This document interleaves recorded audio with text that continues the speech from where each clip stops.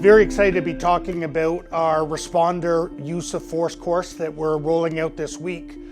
The difference between our responder use of force course is that it is designed for security professionals by security professionals.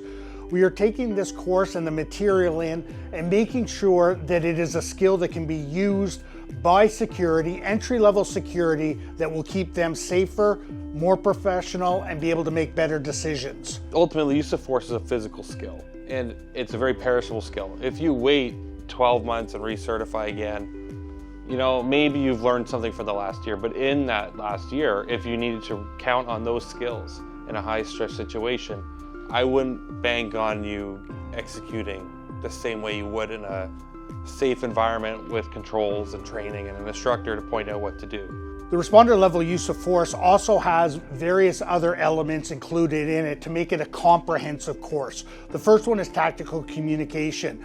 It is one thing to know what to do if the subject becomes aggressive. However, it doesn't have to get to that point. So we take some time going over the communication and the language used to de-escalate situations.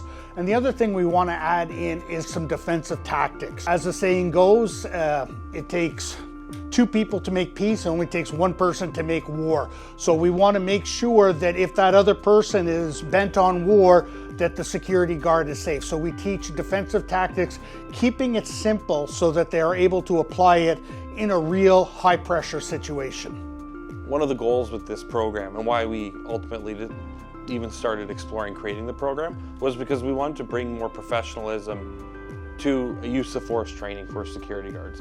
In many professions, there are accreditations you can get. For example, with ASIS, a common security industry accreditation, you have to continue getting points to maintain your licensing over time.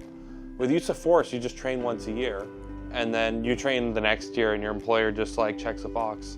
Everybody moves on. With us, we weren't satisfied with that model, so we wanted to create a continuing education point system model.